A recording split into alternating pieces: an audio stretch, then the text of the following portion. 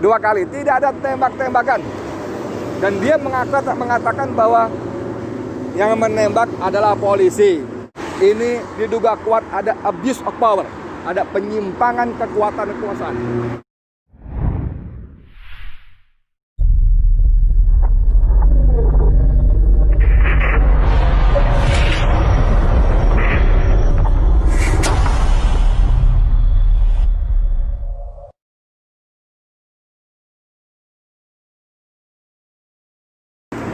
Ini warung Mamah Dian.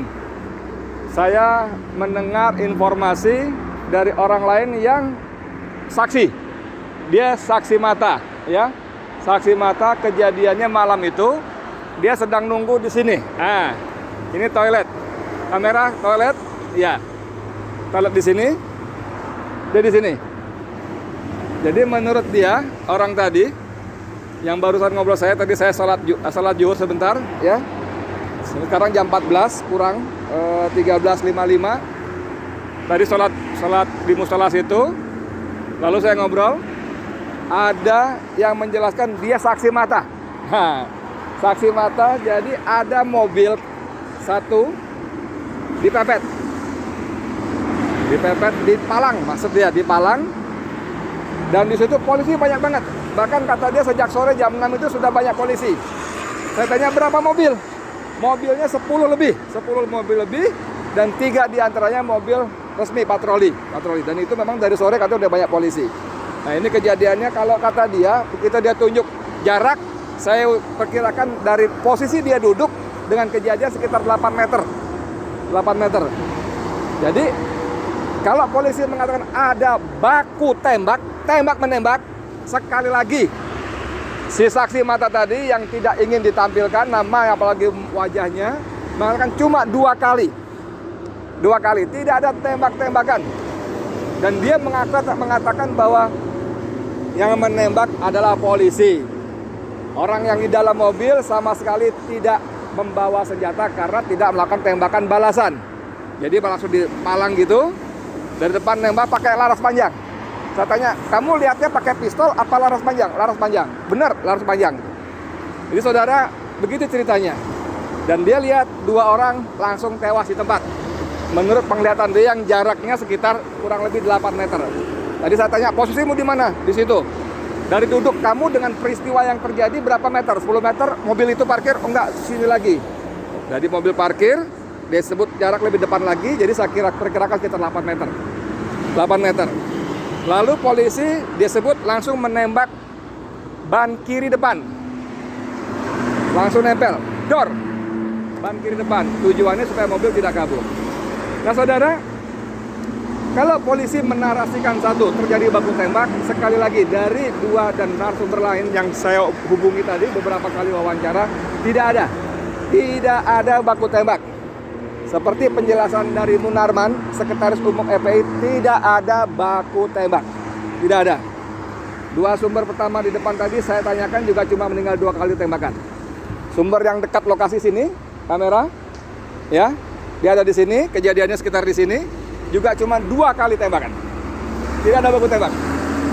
Yang kedua, dia memastikan tidak ada baku tembak karena yang di dalam mobil tidak membalas tembakan. Jadi tidak membawa senjata api. Tentang samurai segala macam, dia tidak berani memastikan bagaimana sesungguhnya ada atau tidak. Karena dia juga tidak boleh mendekat. Tapi dia menambahkan seperti keterangan sebelumnya, bahwa orang-orang sekitar sini yang datang mendekat memang diusir. Tidak boleh, menjauh. Ada teroris katanya.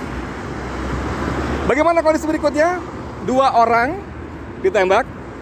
Lalu kira-kira saya ada datang ambulan. Saya tanya berapa jarak ketika terjadi tembak-menembak dengan ambulan, berapa menit? Setengah jam? Dia bilang ya kira-kira setengah jam. Mungkin ada yang telepon lalu ambulan datang. 2 mayat dibawa keluar, digotong, dibawa pergi ambulan. 4 orang lagi yang masih hidup, 1 terpinjang-pinjang kakinya. Tapi dia juga nggak memastikan apakah kena tembak atau tidak, tapi dikatakan terpinjang-pinjang. Itu dipindahkan dengan mobil lain, dibawa pergi entah kemana. Saudara sekalian, saya Edi Mulyadi dari lokasi kilometer 50 tol Jakarta Cikampek ingin memastikan bagaimana situasi sebenarnya. apakah benar cerita dari versi polisi yang langsung disampaikan oleh Kapolda Metro Jaya Fadil Imran, atau versi FPI seperti disampaikan oleh Munarman dan Ketua Umum FPI Kiai Sobri Lubis. Walaupun lebih banyak Munarman yang menyampaikan. Jadi dari beberapa kejadian, beberapa keterangan saya sementara ini menyimpulkan bahwa informasi dari polisi tidak akurat. Saya tidak berani bilang bohong, tapi tidak akurat. Karena saya bicara dengan beberapa saksi mengatakan memang tidak ada baku tembak, tidak ada tembak menembak. Dan lagi memang walaupun kejadiannya sudah dini hari, ini jalur ini ramai. Selalu ada saja mobil yang lewat. Dan seperti banyak kita temukan dalam grup-grup WA di media sosial, tidak ada garis polisi. Tidak ada garis polisi seperti yang diceritakan oleh narasumber saya tadi. Tidak ada garis polisi. Yang ada polisi yang mengusir orang-orang datang. Tidak ada garis polisi, tidak ada apa istilahnya olah TKP dan sebagainya, tidak ada. Tidak ada. Saudara sekalian, apa sesungguhnya terjadi? Sekarang kita baca bagaimana Komnas HAM dan berbagai lembaga-lembaga yang concern dengan hukum dan HAM, hak asasi manusia, sudah mulai bersuara. Ini diduga kuat ada abuse of power, ada penyimpangan kekuasaan, ya.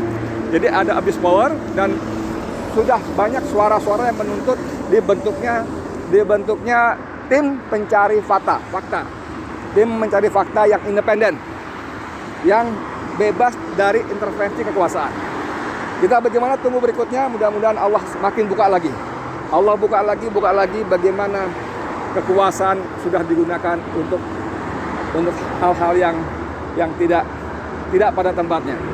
Karena kalau dikuntit, harusnya yang menguntit itu tidak ketahuan, harusnya. Tapi ini kalau mereka menguntit, malah yang ada terjadi pembantaian, pembunuhan. Jadi tidak menguntit lagi. Lagi kalau orang Balang mengatakan, para ahli hukum, atas dasar apa Habib dikuntit? Kejahatan apa? Ini kan cuma dituduh melakukan pelanggaran protokol dan sudah membayar denda, ya kan? Jadi tidak ada pasal-pasal, tidak ada alasan logik yang membenarkan penguntitan terhadap Habib. Tidak boleh, tidak ada.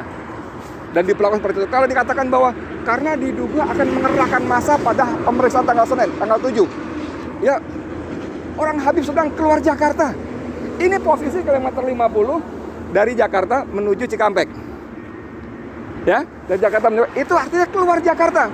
Dan seperti penjelasan dari FPI, bahkan boleh ketahui itu pengajian keluarga inti di Kerawang. Ya, kita tunggu, semoga Allah bukakan lagi pintu-pintu kebohongan yang dibangun dari satu kebohongan yang lain. Sekian dari saya, Edi Mulyadi, untuk Forum News Network. Assalamualaikum warahmatullahi wabarakatuh.